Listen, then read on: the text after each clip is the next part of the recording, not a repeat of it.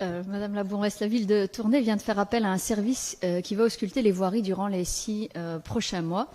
Et cette opération se fait dans le cadre de services communaux, dans le cadre plutôt d'un plan global des services communaux de voirie.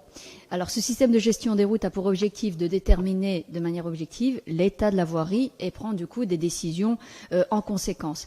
Alors, c'est évidemment pas nouveau. L'état de nos trottoirs et de nos routes provoque énormément de réactions parmi nos concitoyens.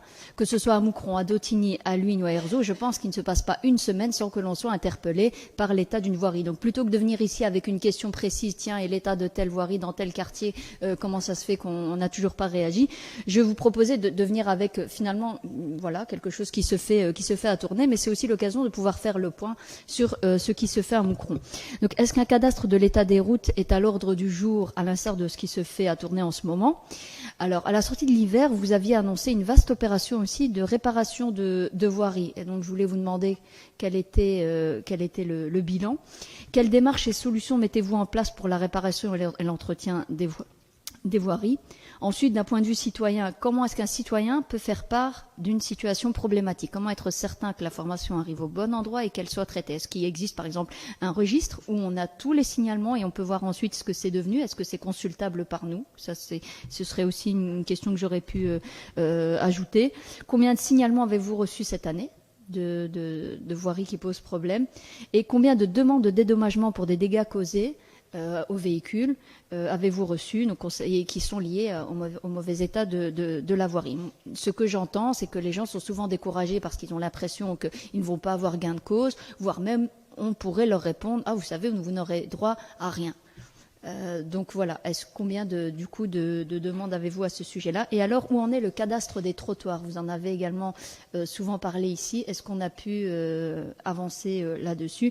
Et alors, une petite incise pour remercier le travail des ouvriers communaux, parce que j'ai pu constater sur les réseaux sociaux que les propos n'étaient pas tant, notamment lorsque vous avez refait les passages pour piétons et donc les traces de peinture, tout ça. Écoutez, il faut bien que ça se fasse et que c'est dans un souci de sécurité pour tous. Merci pour vos réponses.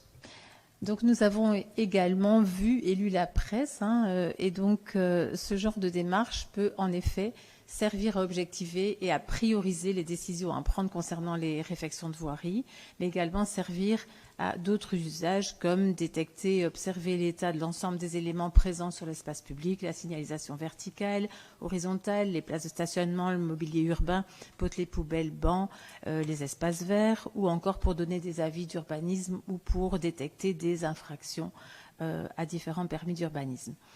Tout cela sur base d'un scannage, un screenage, je ne sais pas comment on doit dire, dont les données et informations sont analysées et intéressantes pour nos services. À Moucron, les services ne sont pour l'instant pas restés les bras croisés et différentes démarches ont déjà été réalisées.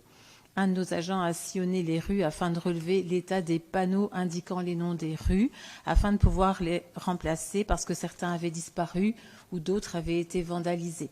L'opération est à refaire régulièrement car certaines plaques ont à nouveau disparu ou été dégradées depuis lors.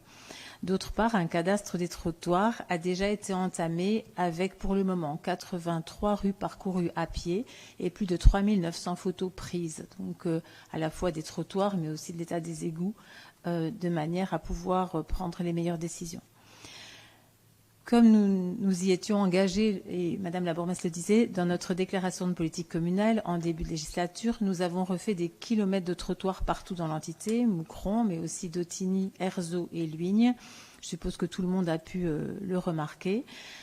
Ces derniers mois, ce sont plus de 5 kilomètres de trottoirs qui ont été refaits et d'autres suivront encore.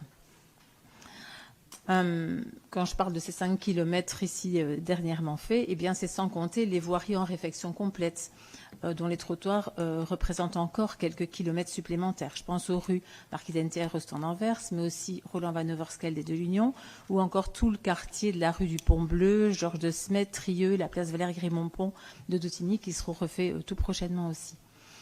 Alors oui, la tâche reste importante. C'est vrai qu'il y en a encore, il y a encore beaucoup de choses à faire, mais la majorité s'attelle et s'y attelle réellement.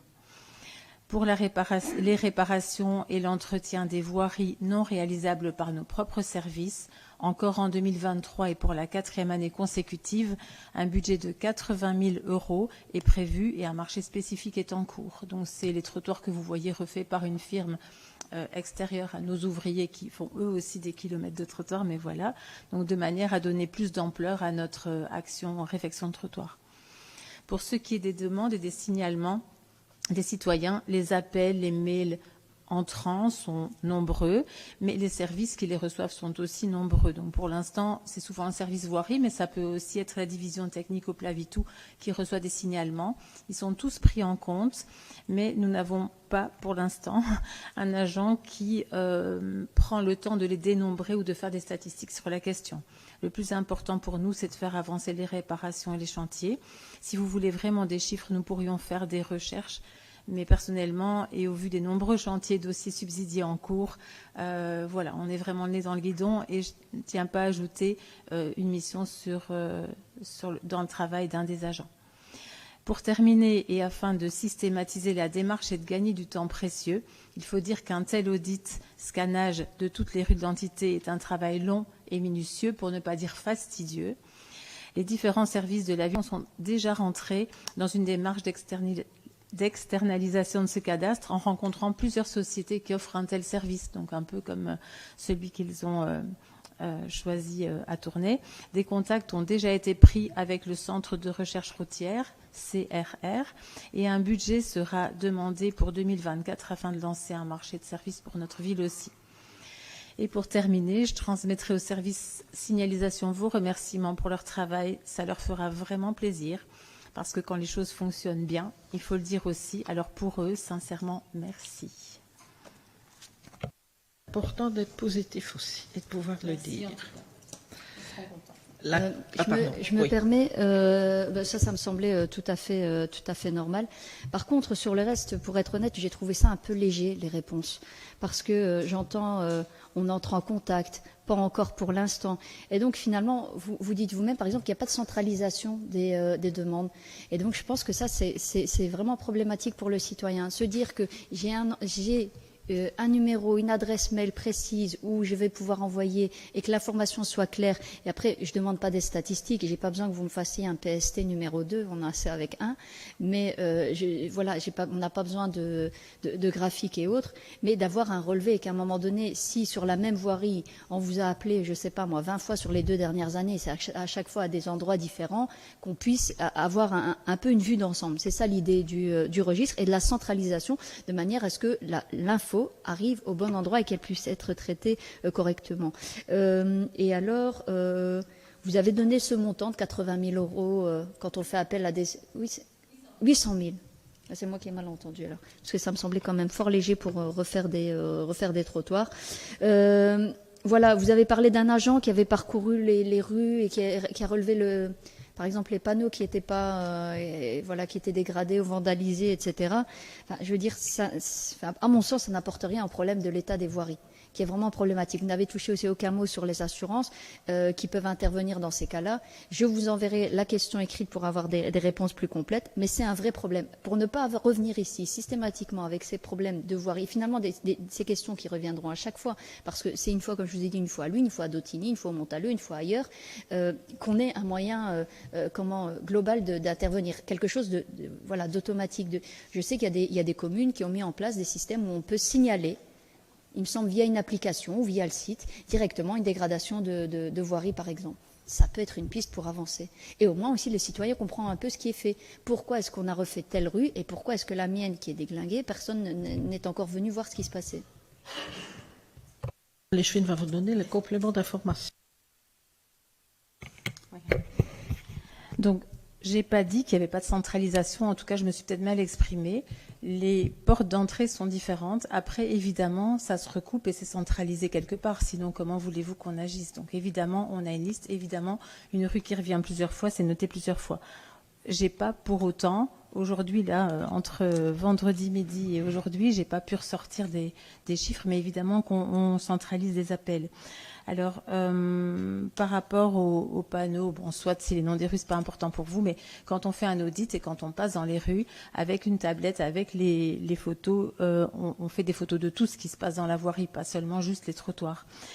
Ça participe aussi au registre et au logiciel pour centraliser. Ça existe chez nous déjà, mais c'est encore à laisser en interne, avec notamment la gestion centre-ville. Les stewards sont déjà munis de cette tablette qui est reliée vers Atal et la version évoluée de Atal qui permet justement de centraliser tous les problèmes dans une certaine voirie, sur des trottoirs, etc.